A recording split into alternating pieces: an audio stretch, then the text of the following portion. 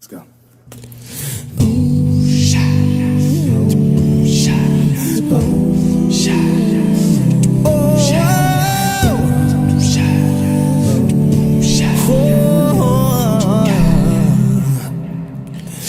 Light of the world, step down into darkness.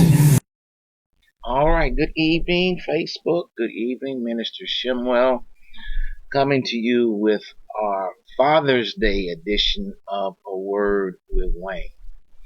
And I want to take this opportunity right now to wish all of the fathers out there happy Father's Day for all that you do and all that you bring into the lives of your families. Amen. All right. So I want to give a shout out to my dad, the late Charles SHEMWELL. Wish him a happy Heavenly Father's Day, and thank him for all that he did in my life. All right, it is Father's Day, and you know how we roll here. You know, every week we have a song. Today is no different. And today's song, I tried to find something that was holiday appropriate somewhat. Amen. So here we have Abba, Father.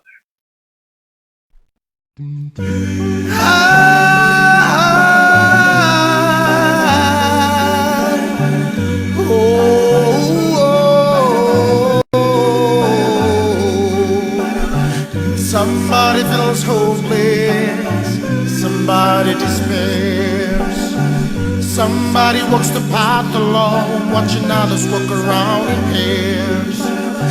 Somebody's in the street now, somebody's in doubt, somebody has no place to go, somebody cries out saying, Abba,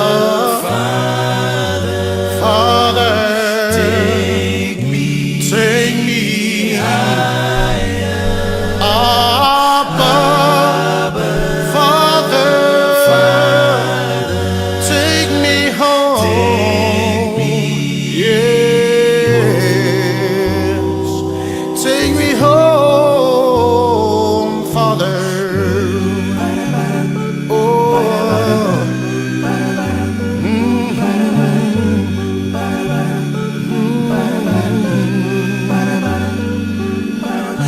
Somebody's hungry, somebody's in pain, somebody sleeps alone in fear, somebody's insane, somebody needs a friend to lean on, somebody's not there, somebody's looking at the end, somebody's in prayer, praying, Abba,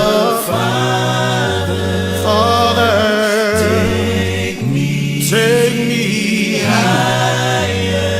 Abba, Father, take me home. Take me home, Father. Yeah. Oh.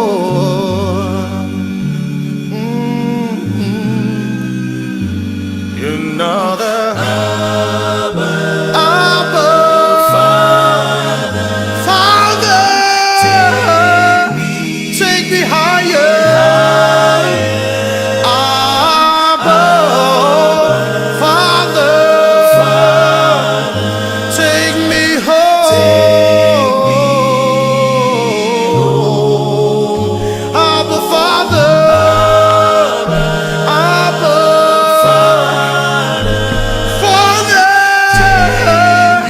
Take me higher, Abba, yeah, Father, take me home,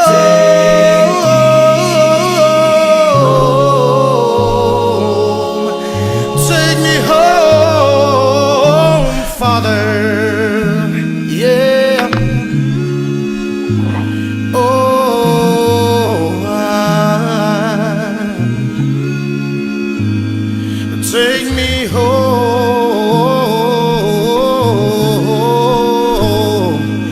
Abba,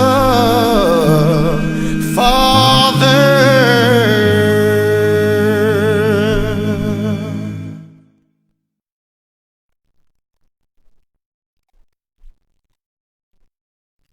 All right. Well, thank the brothers for that. Abba, Father. Amen. Abba, Father. As I said, and as we all know, today is Father's Day. And I wanted to speak to you this evening about a man, a father who is very often overlooked. Now, in some quarters, he's overshadowed by the prominence given to his wife. I'm talking about Joseph, the husband of Mary and the adopted father of Jesus.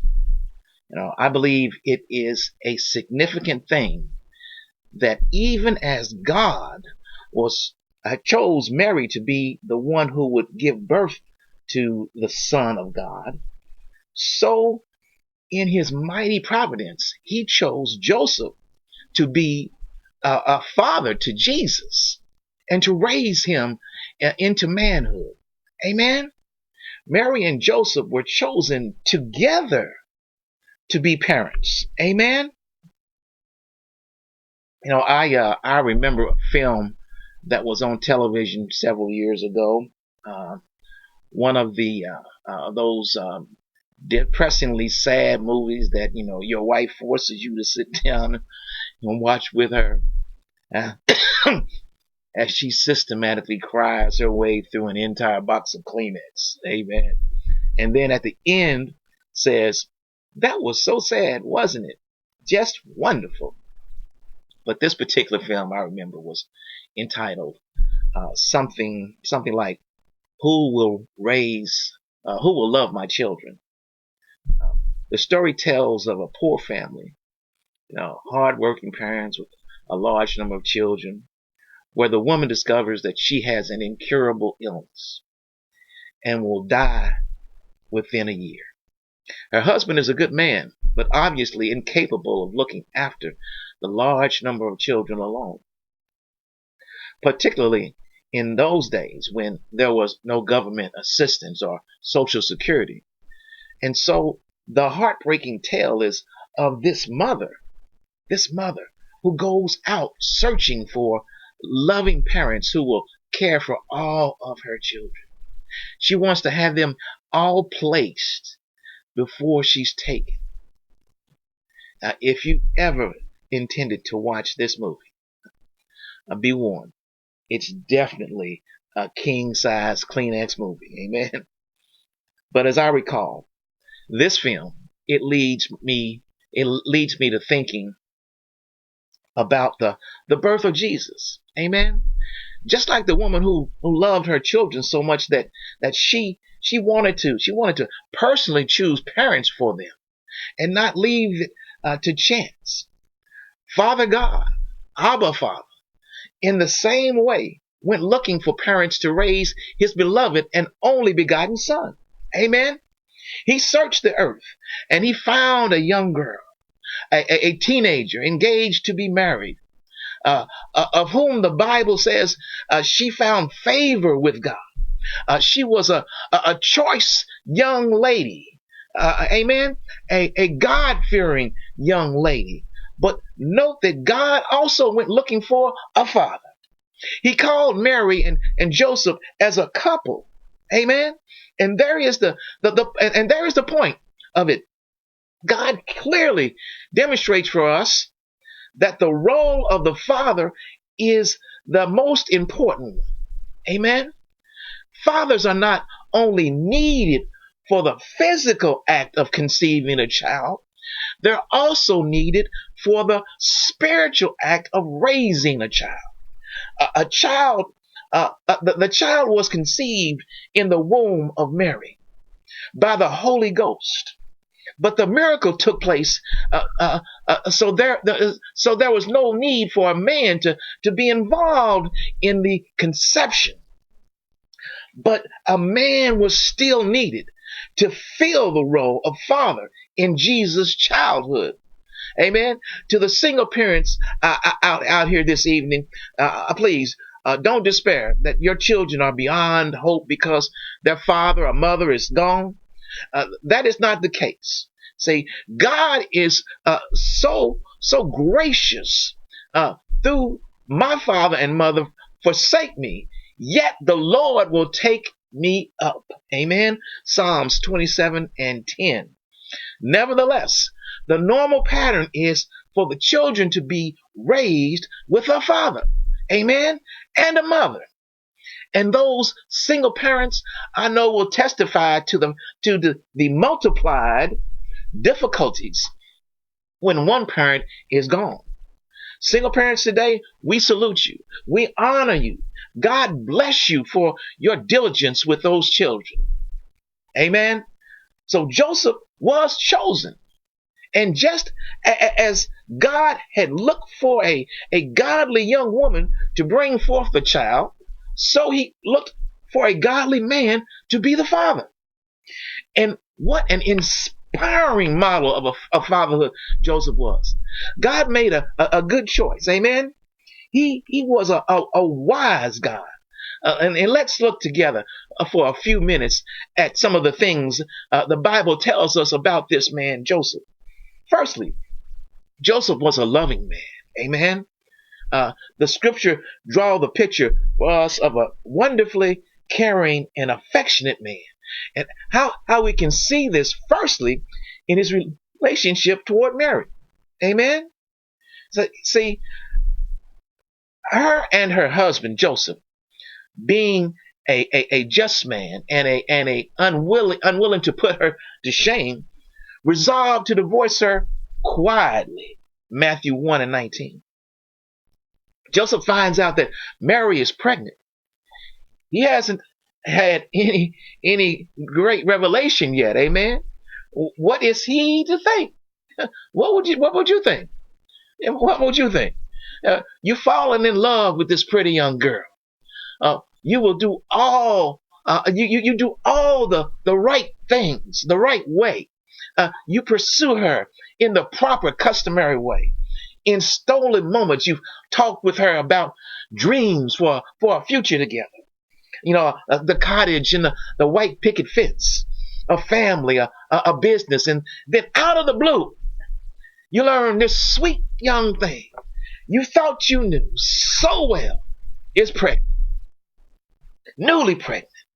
And you don't know who the father is, but you do know one thing. You're certain there's one person you know you can rule out. Amen. How does it make you feel? Angry, betrayed? The penalty for adultery in the Old Testament was death by stoning. And this penalty applied to infidelity during betrothal as well as marriage.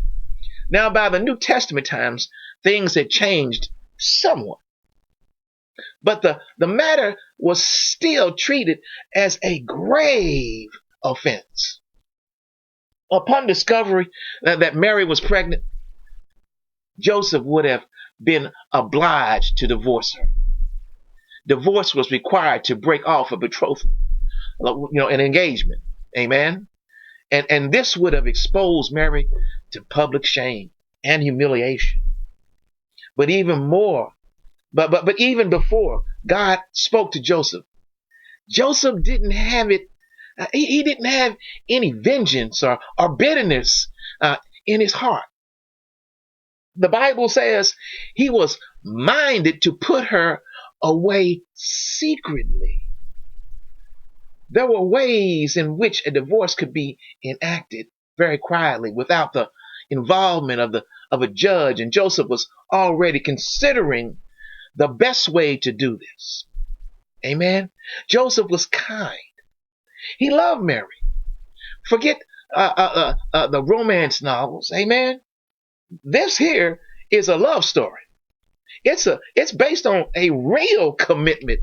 And husbands, the Bible says to us today that we must love our wives with all that we have.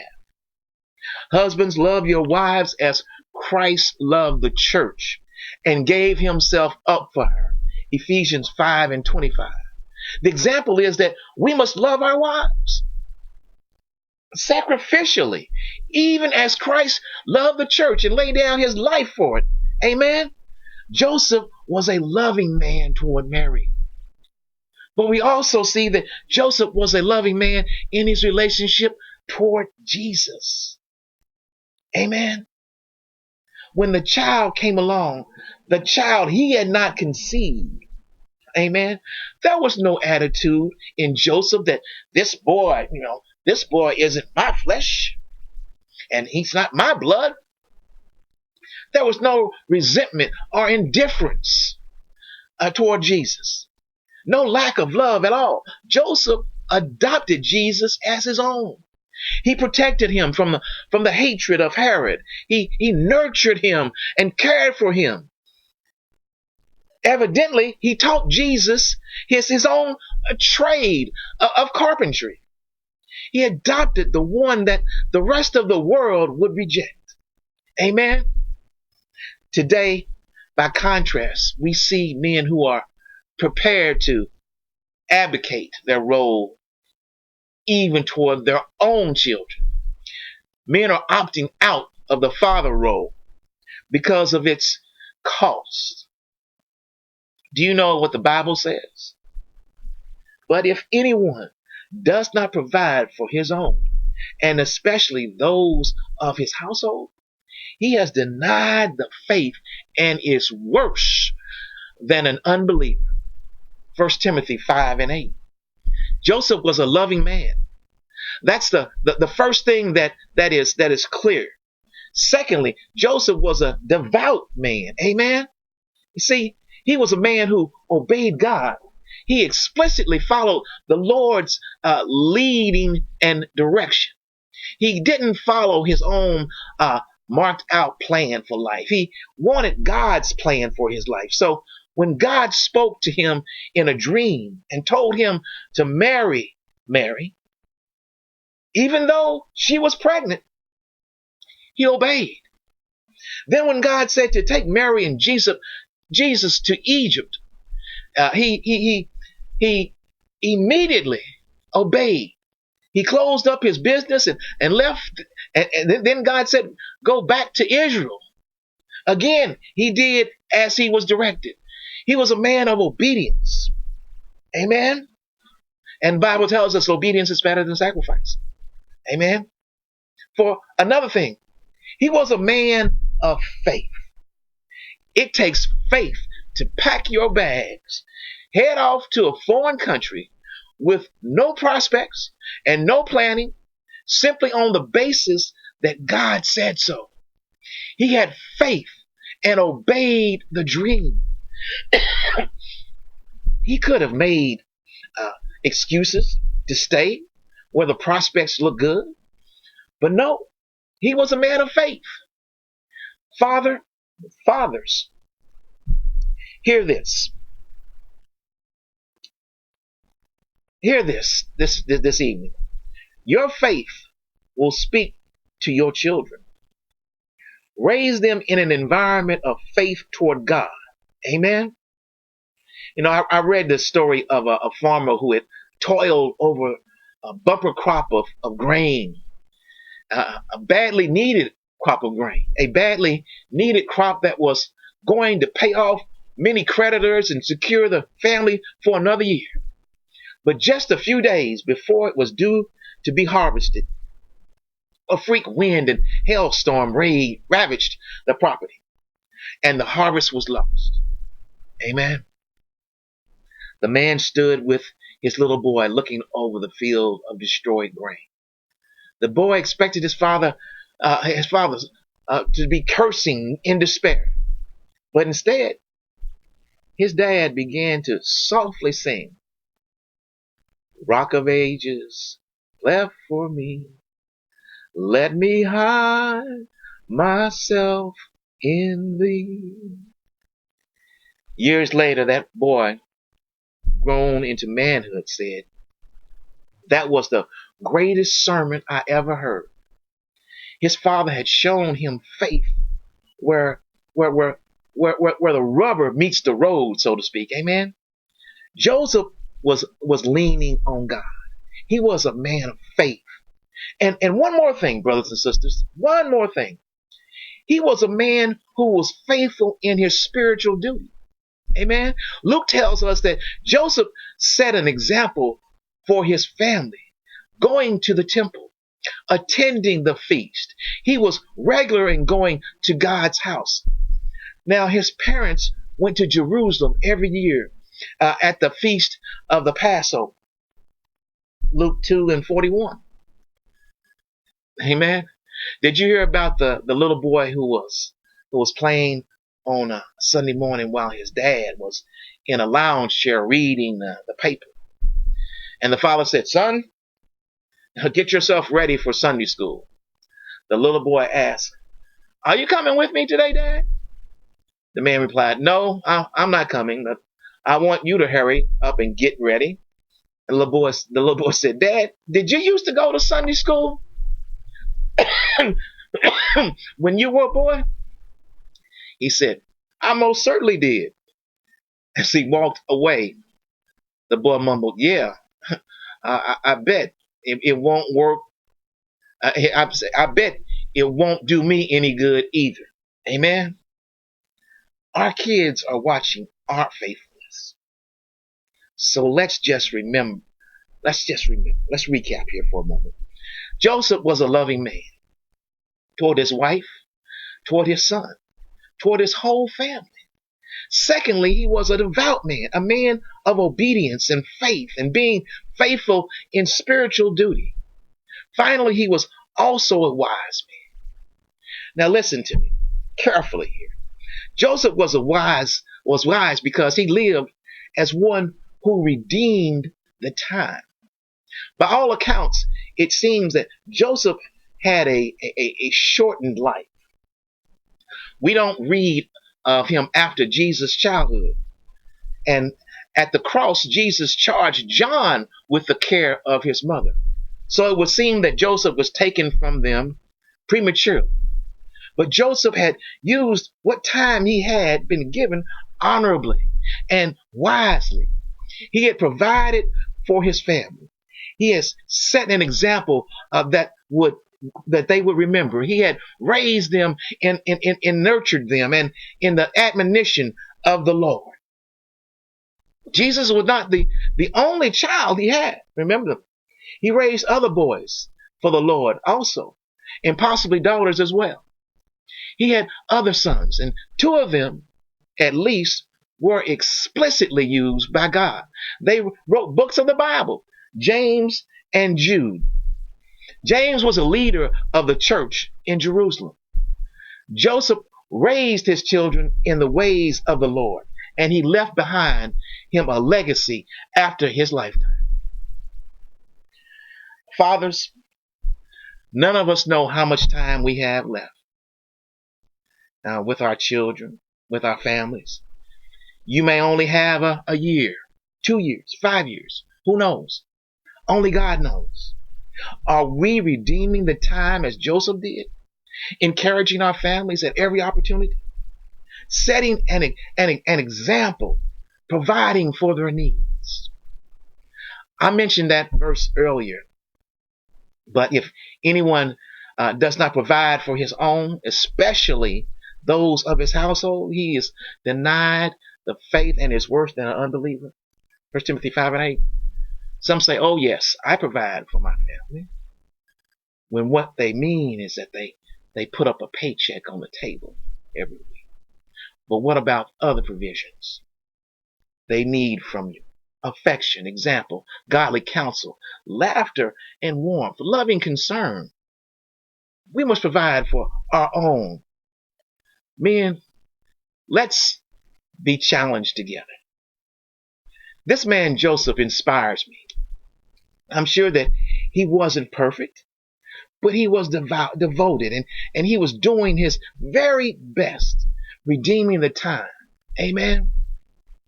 I hope you can redeem your time. Amen. Happy Father's Day, brothers. Happy Father's Day. And if you're a father out there and you don't know the Lord and the pardon of your sins, and you want to be that father, that example to your children, to your family, you can come and be added to the church. You can call the numbers that are going to be coming up on the screen here shortly, and let us baptize you into the Church of Christ. Amen. You may not be in the Louisville, Kentucky area. That's fine. That's fine. All you have to do is call the number, and we will make arrangements. Find a church in your area where you can go and be added to the family of faith. Amen. Amen. Fathers are important in the lives of the family and of their children. Godly fathers are especially important. Amen. Amen. All right. As we go to the song of invitation, please call to be added.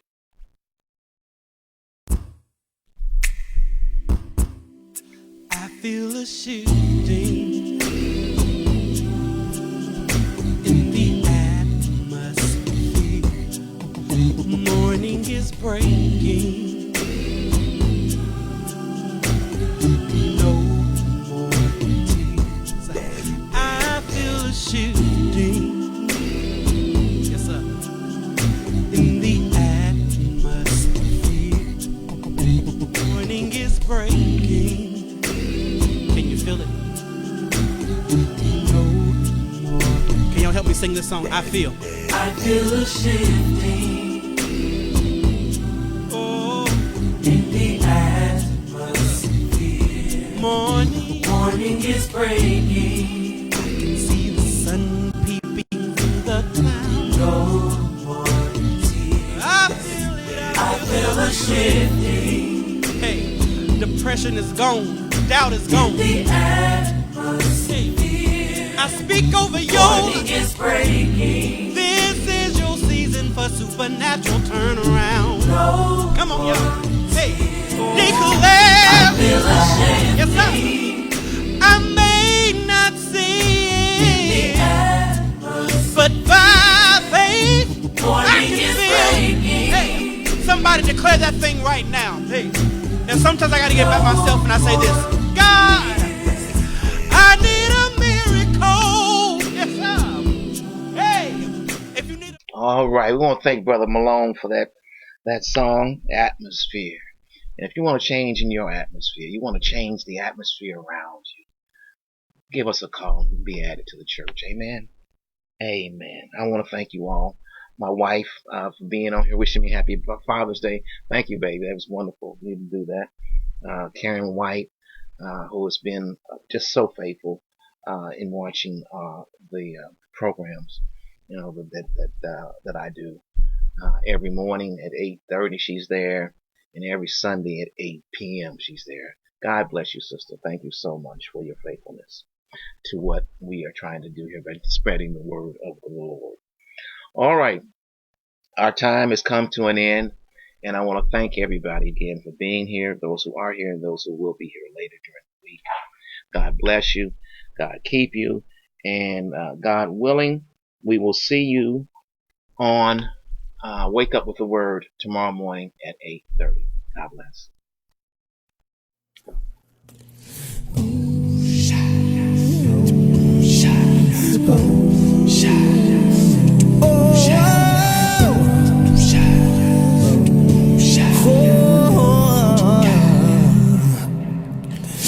Light of the world, you step down.